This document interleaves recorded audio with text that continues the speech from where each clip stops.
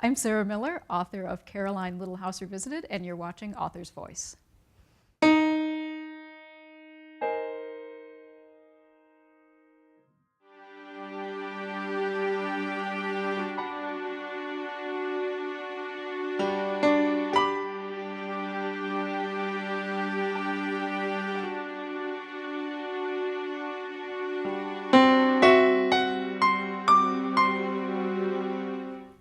Good afternoon. Welcome to Author's Voice, Authors to the World. This is Bertas Books, and I am your host, Roberta Rubin. Today, we are talking about a book called Caroline, published by William Morrow and HarperCollins. And I want to thank William Morrow for sending our author to us today here in Chicago. Anyway, welcome, Sarah Miller. And if you're watching, I'll say one little detail before I describe who you are. If you're watching on Author's Voice today, please use the button below the player to submit a question if you have something you want to ask the author.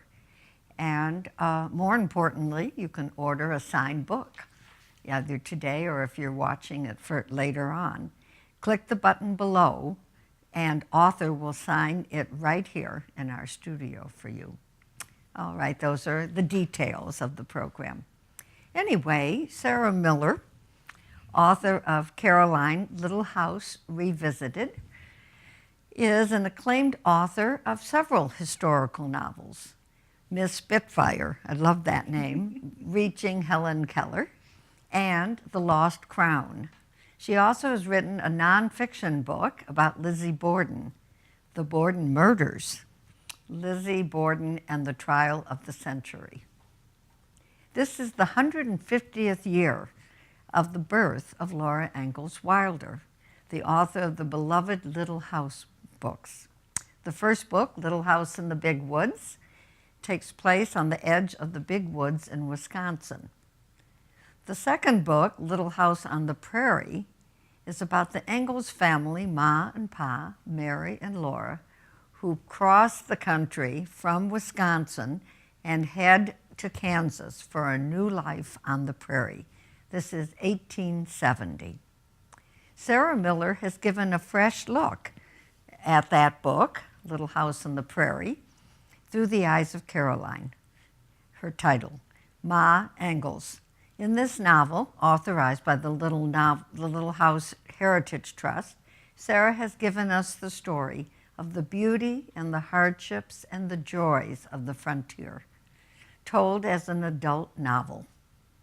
Through handwritten drafts and manuscripts, along with following the story of Pioneer Girl and The Little House on the Prairie, Sarah Miller tells the story of Caroline's courage and gives us a new point of view who grew up with Laura Ingalls Wilder about her mother.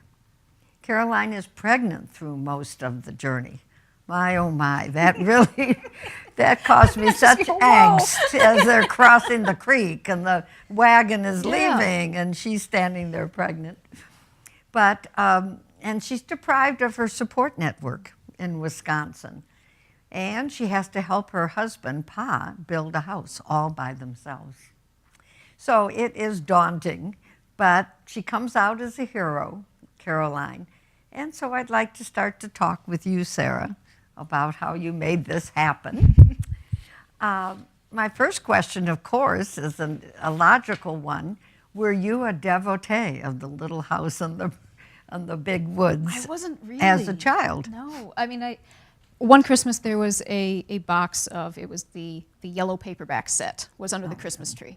And I read them all, and I played Laura and Mary in the backyard with friends and stuff, but that was about the extent of it. The TV series I was too wimpy for. I was always catching the episode where the baby dies, or there's a rapist in a clown mask on the loose in Walnut Grove. Like, what? Dear, that's an actual dear, episode. Dear. Yeah, I mean, it's so Hallmark friendly, but they tackled some nasty stuff in there, and right. I always caught the heavy, like I couldn't catch the big spelling bee episode. You know, it was just always mayhem and high drama, and I'm too wimpy. that's being straightforward and honest. Very good. Why did you pick The Little House on the Prairie of all the books that, or out of the series that you had watched? The main thing behind this, like how this happened, I was working at a children's bookstore at the time that Harper was reissuing actually probably issuing for the first time, the books on audio. And they're read by Cherry Jones, who's an actress, on film and Broadway and all. And she does what an actor's job is. She gives you more than what is written on the page through her voice. And listening to that as an adult and hearing what she added, I really started to pay more attention to the grown-up people. I go, wow, Ma doesn't sound thrilled right now, which as a kid, Yes. And the Little House on the Prairie, I mean, it appealed to me because in real life, yes, she was pregnant, and that changes, your whole view of her experience. And also very conveniently for me, most people have a pretty basic familiarity with that period. And I don't have to go into gobs and gobs of backstory and explain about the Ingalls and stuff. You can jump right in there, get in the wagon and go, and you'll be fine.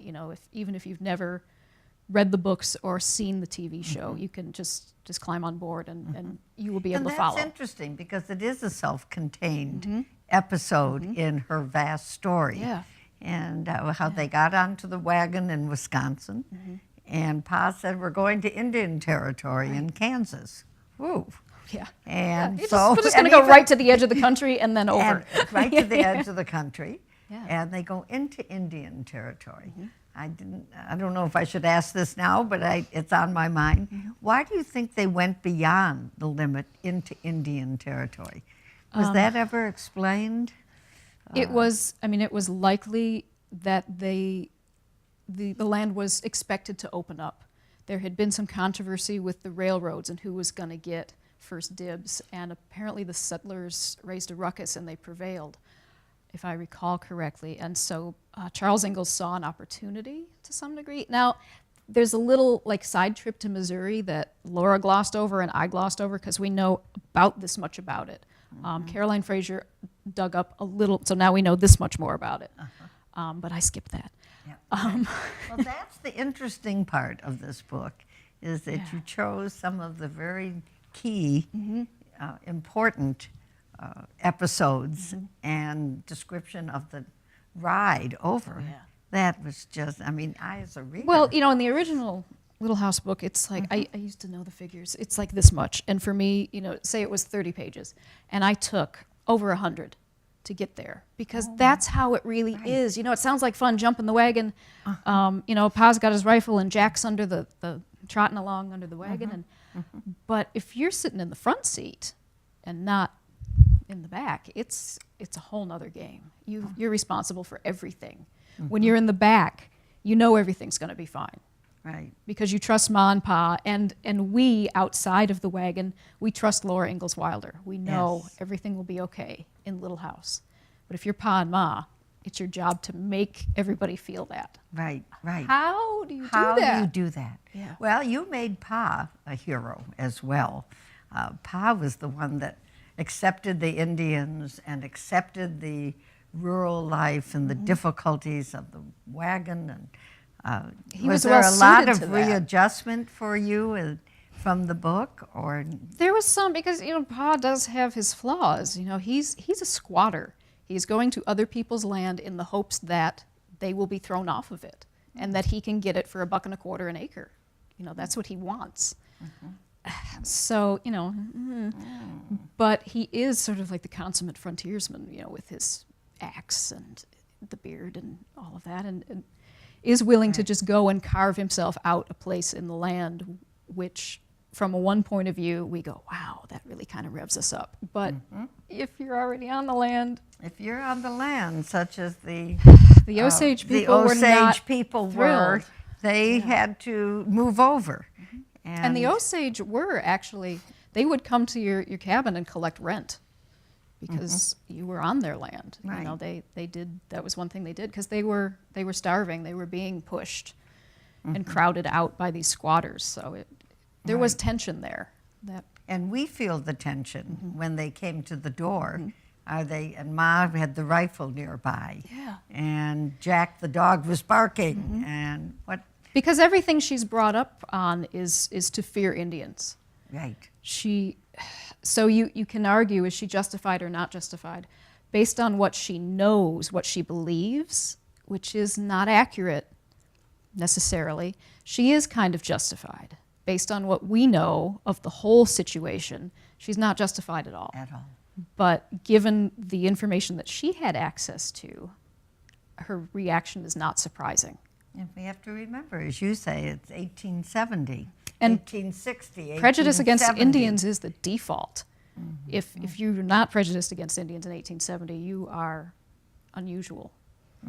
It's just it's written into the society. legacies. Yeah. What about racism too? I mean, not only the Indians. I'm sure if anybody Oh, came yeah. along, that There's a scene in, it's either Little Town, it might be Little Town on the Prairie. Pa takes part in a blackface minstrel show, which nobody remembers. Everybody remembers the tension and the racism and the prejudice in Little House on the Prairie because it's in there. But for some reason, that doesn't get embedded in people's minds. And when they do run across it, especially as adults, they go, whoa. Yeah. Yeah, it is part of the culture and the society. Well, you picked that up very, very well. Why did they, at the end, why did they feel they had to move? There are two different versions. I went back and read Little House on the Prairie, and that has a different explanation. Laura Ingalls Wilder believed that her family settled 40 miles outside of Independence, Kansas. And that today would be Oklahoma, and at a different time was known as Indian Territory. In reality, they were 14 miles outside of Independence. So there was actually no edict issued over Rutland Township where they lived that said, settlers, get out. It's possible that there was some confusion and that Pa heard a report that was incorrect, but the more likely version, something that we know is true, is that Gustav Gustafson, who purchased their Wisconsin property, defaulted on the mortgage. He was not able to send payments, which, given the family's overall financial situation, meant they were probably they would not be able to prove up on that quarter section at 160 acres at $1.25 an acre. And there's no money coming down from Wisconsin, you have to go home. So it could have been a combination of those factors. If Pa got a report that was incorrect and he didn't realize. But somebody said it didn't feel that it was even questioned. Yeah, it was just these blasted politicians in Little House Here on the we Prairie. go. Yeah, those. Right. And it's a very convenient ending in Little House on the Prairie because, as a scholar whose name I will not be able to pull out of my head right now said, it pits nice settlers against nice Indians. And it's the government's fault, so it's nobody's fault. So it's nobody's fault. But there was a big financial piece of that move. They could not have supported themselves and also extended To because there was nothing there. I mean, it's not like Pa could get a job at Macy's and it's now, what about those two settlers that were nearby, Edwards and they're in the book as well, in Laura Right. Ingalls Wilder.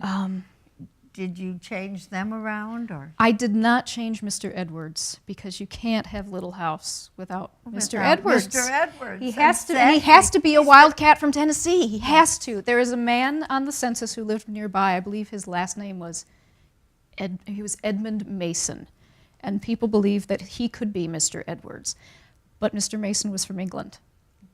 And I'm not about to change a wildcat from Tennessee into an Englishman. No, that's just silly. So that was one of those times when, I'm a stickler and a half for accuracy. When I can do it, when I can find the information, I will use it. Like the census taker that comes in Caroline, that's the day he came, But Mr. Edwards has to be what Laura gave us. There is a family on the census, Robert and Mary Gilmore, I believe, lived off in the other direction, and I'm suspicious that they could have been the Scott family. Because to attend the birth, Yes, Mrs. Scott, Mrs. Scott was there as a miracle. she has to be help able with to the leave her birth. own family, which means she has to have children who aren't too tiny to leave.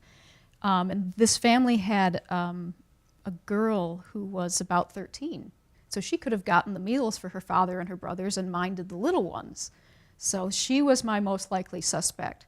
Now, I wasn't going to change her name. I'm not going to change Mrs. Scott to Mrs. Gilmore, but I have given them their Christian names. So Mrs. Scott makes a reference to my Robert. Well, that's Robert Gilmore. Okay. And you don't ever find out that her name is Mary, but her name's Mary. Well, back to the idea that Caroline was pregnant through most of this voyage. I did worry, and I literally worry. I couldn't wait to read the next page because who's going to be there to deliver the baby? And Right. Pa is gone for 5 days off on a hunting trip. Right. And so how did that happen? Well, in reality, In reality, who knows? probably, yeah, who knows? But she was certainly pregnant in Kansas. We know from the family Bible and from the census taker that when he came through in the first or second week in August, there was a baby. And it's written in the family Bible that Carrie was born in Rutland Township on the 3rd of August. So we know they were there and we know what happened there. So sort of following Laura's lead and taking the streamlined path straight to Wisconsin, I said, this lady's going to be pregnant when she gets in the wagon. And a lot of women were. When I read, Right. Oh. if you read the Covered Wagon Women series of books that are actual letters and diaries, a lot of, you read this whole diary, and then at the end, the author might tell you, oh, and then, we got here and I had a baby. Or she might not. It might be in the afterword. You turn the next page and they say, well, okay, this family, they landed here and they settled here, and this infant was born 2 weeks later or something. You go, oh, Yes. oh, yes. you didn't mention that, but it was so matter of fact to them, I guess, is part of it. That Well, it's- and then you have Carrie. Carrie grows up after your book, and Mary is there. Mary is the oldest. Yep. And then Laura has a daughter that I've read about over and over again, Rose. Yep.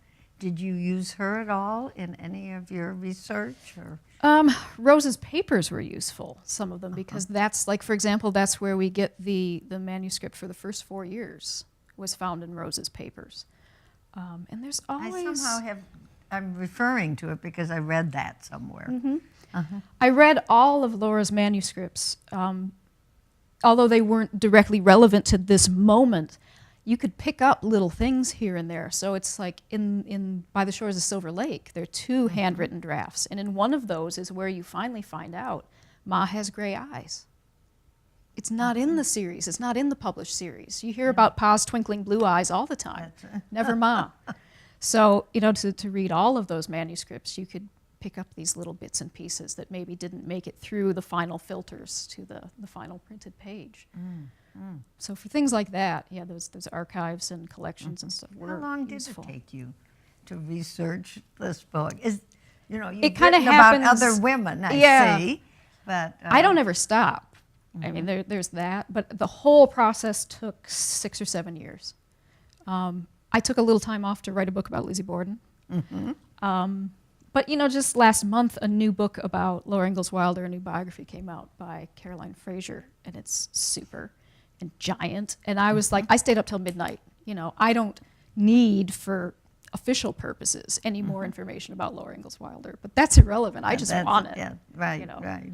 Well, you write a wonderful, wonderful story and kept the emotion going, motion and emotion going. And it was kind of a balance because so much of, especially that long trip down into Kansas, is pure tedium.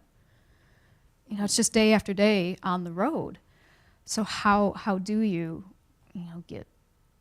preserve a sense of momentum when you're going 3 or 4 miles an hour on a good day? That's right. I was wondering, they said something about 15, 16 miles an hour. In a day, in a like day. a 20 or 25 mile day would have been like, Whoa. great. Right. Yesterday I was sitting on a runway in Flint, Michigan, going, de-icing the plane, and it's taking forever. And I came to Chicago in an hour. It took me a grand total of like an hour and 40 minutes to get to Chicago. How many weeks would it take Would to it go have around that taken? And lake? I'm sure you so I think of that. Mrs. Ingalls and go, oh, just get over yourself. You'll be fine.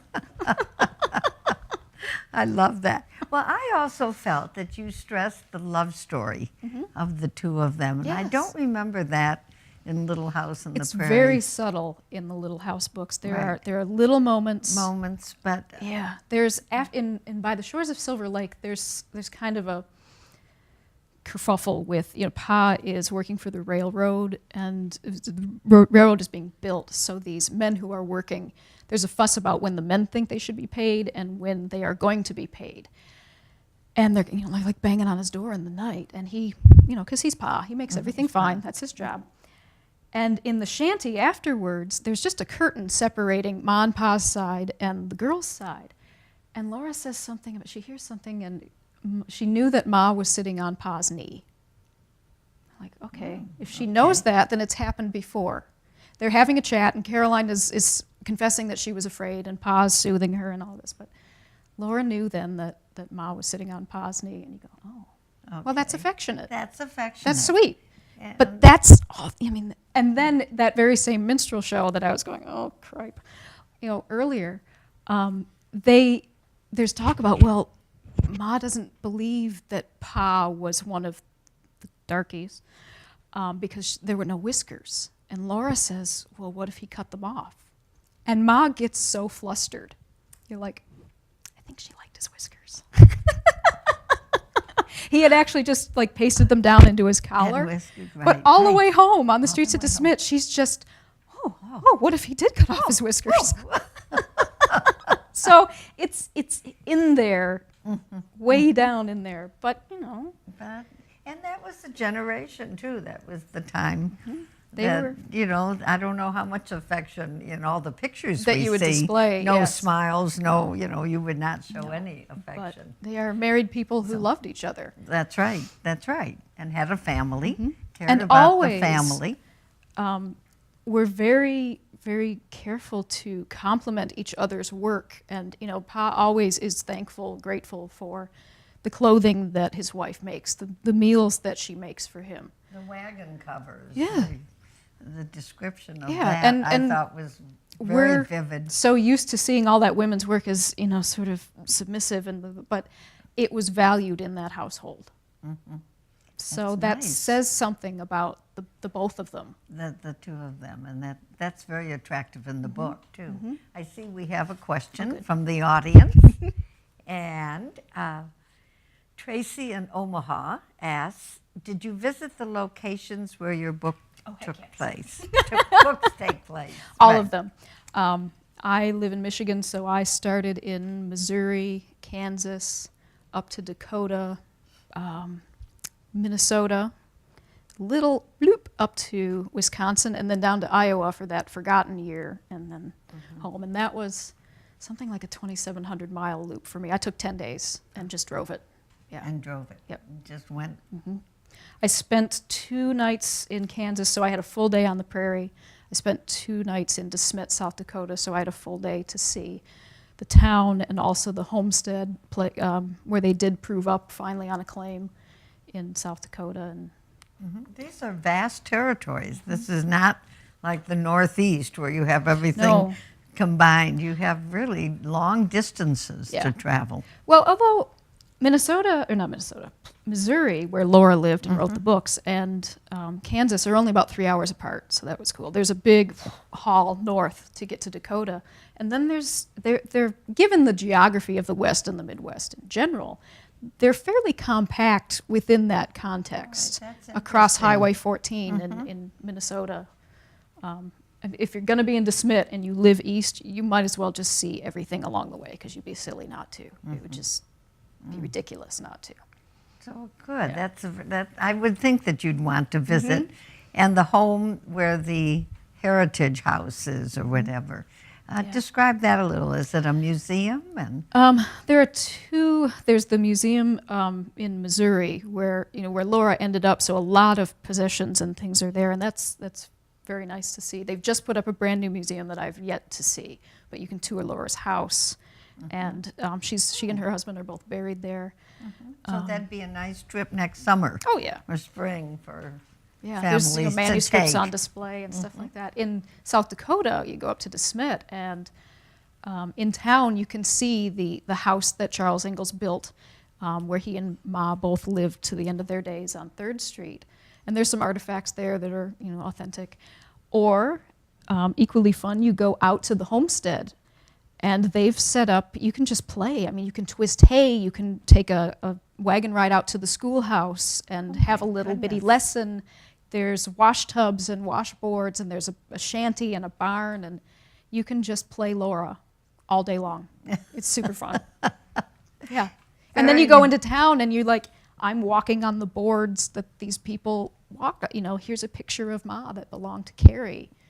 And they're very different in sort of scope and style, but they are of equal value, in my opinion.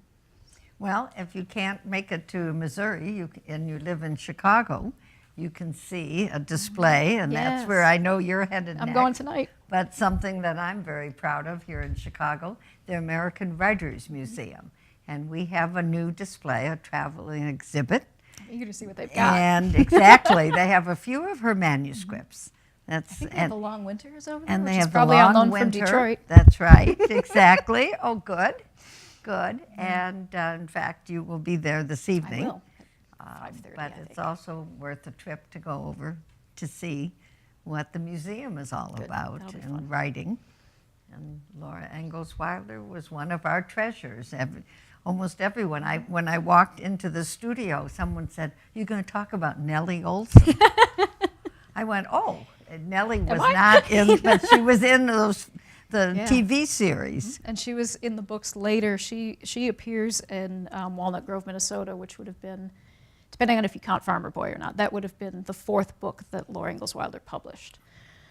And yeah, she was just a terrible little brat, apparently, but it's just a great foil for Laura, because she could do wonderful things like lure her into the creek and make sure that the leeches got on her. Oh, really? Listen to her That's scream. great. Yeah. Well, she was mean to Ma. Oh, she was. She said something Okay. snotty to Ma, and Laura Would would not tolerate. abide by that. No, so she had her revenge on Nellie Olson. Mary didn't approve, but we don't care. That's wonderful. Oh, there's so much there. Yeah. Well, what are you thinking about next now that you've The next thing that's in the works is the Dionne quintuplets. Oh, of course. Yeah. Of course. That was my generation. Right. Yeah, I'm talking to somebody who's heard of them. Oh, exactly. Most people would, like I said, Nellie Olson, who's that? Right. But the now Dionnes- the Dionne quintuplets. Yeah, they were born in 1934 in a little bitty farmhouse in northern Ontario. They're about 250 miles north of Toronto. And they were the first quintuplets ever to survive. And they remain the only known identical set of quintuplets. They were identical 5 baby girls. Oh my goodness, I remember, remember Because the reading media about lost them. its mind. And the media had Yeah. something during World War II even to And distract. And well, and really the newspapers helped save those babies' lives because they lived in there's a Chicago connection. They lived in this little house where there was no electricity, there was no running water. They needed an incubator because Marie, who was like under 2 pounds, keeping warm was more than she could do. And so Charlie Blake of the Chicago American or the Chicago Tribune, I don't remember which, his editor called him in and said, get an old-fashioned incubator and get on the next train to Toronto. And he found one in the Sharp and Smith warehouse, an old antique hot water fed incubator. And he took that thing on the train to Toronto, and then he drove it north. And those babies were so little that they put them 3 the other way. There's supposed to be 1 baby this way. They put Marie, Emily, Cecile all in a row. And That's they lived. fascinating. Yeah. Good for you. Well, I'm very pleased and excited that I was given the chance to read Caroline and I'm glad to you enjoyed speak it. with you today. And again, if you'd like to order a copy online, a signed copy, I think it's well worth your while. And I also want to talk a little bit about the coming up series that we have. We have a book called Solved, January 4th, with Jamie Frevoletti. And, I see, the Solved is the series, And Lit with Love, January 10th, for Kristen Higgins' new title, now that you mention it. And with Bertas Books, which is my series, I'm interviewing Elizabeth Berg, Chicagoan, with her new book, The Story of Arthur Trulove. And then there's a series, Lit with Love, January 23rd, with Sonelli Deb's newest book. So we have an exciting, interesting January coming up.